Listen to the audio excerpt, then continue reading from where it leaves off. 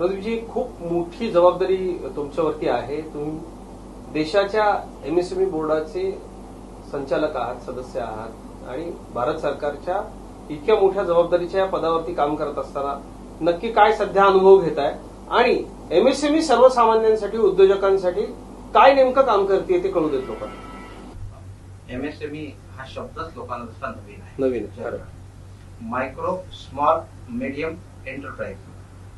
आपल्याला आधी SSI माहिती होतं, स्मॉल स्केल इंडस्ट्री हे माहिती होतं. आता त्याची व्याख्या पण बदलली. माननीय गडकरी साहेब जेव्हा या खात्याचे मंत्री होते तेव्हा हा रिफॉर्म झाला आणि मायक्रो उद्योग, स्मॉल आणि मीडियम अशा प्रकारची विभागणी केली. आणि लहानांना मोठं होण्याची संधी ही का केला रिफॉर्म, तर लहान उद्योजकांना मोठं होण्याची संधी यामध्ये आहे आणि मोठ्यांना सुद्धा फॅसिलिटीज मिळाव्यात जे सरकार देऊ इच्छितं. या दोघांना अकोमोडेट करण्यासाठी हा रिफॉर्म झाला असं मला वाटतं. एमएसएमईच्या माध्यमातून सर्व स्तरातील उद्योगांना, म्हणजे टेक्सटाईल मंत्रालय वेगळं आहे पण त्याच्या उद्योगाचं परमिशन, लायसन्सिंग, रजिस्ट्रेशन आणि फॅसिलिटेशन हे सगळं एमएसएमई थ्रू करावं लागतं. म्हणजे रेग्युलेटिंग बॉडी असं म्हणायला पाहिजे.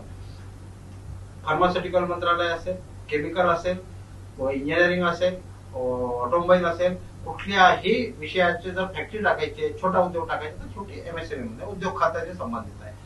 त्या खात्याचे स्कीम हे त्या खात्याकडून असतात. फूड प्रोसेसिंग आहे त्यांच्या स्कीम आहे, पण त्याचं इम्प्लिमेंटेशन उद्योग खात्याकडून राज्याचं पण आहे आणि देशाचं पण आहे. तर पहिल्यांदा अटलजींचं सरकार असताना लघुउद्योग मंत्रालय हे वेगळं झालं आणि तेव्हापासून लघुउद्योजकांचा आवाज या भारतात प्रशासनाला ऐकायला यायला. त्यामुळे लघुउद्योग मंत्रालयाच्या अंतर्गत एक वेगळं मायबाप मिळाले लघुउद्योगाला. परंतु दुर्दैवाने तुम्ही म्हणाले समाजापर्यंत कळायला पाहिजे, परंतु याची सर्वंकष माहिती ही आमच्या तरुणांना नाही.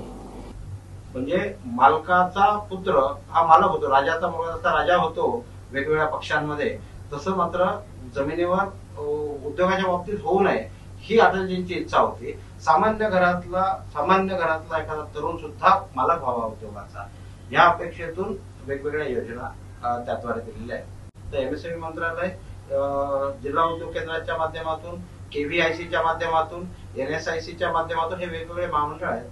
त्याच्या अंतर्गत वेगवेगळ्या योजना ह्या खेडेगावातल्या तरुणांपर्यंत देते. हा प्रामुख्याने यातला हे आहे, म्हणजे काय म्हणते काम आहे मंत्रालयाचं. त्याच्याच बरोबर काही सबसिडीच्या योजना आहेत, तो उभा राहावा यासाठीच्या योजना आहेत. आणि कुठलाही उद्योग करताना कुठल्याही अडचणी आल्या तर त्याचं ग्रीव्हन्सेस करण्याचं काम एमएसएमई मंत्रालय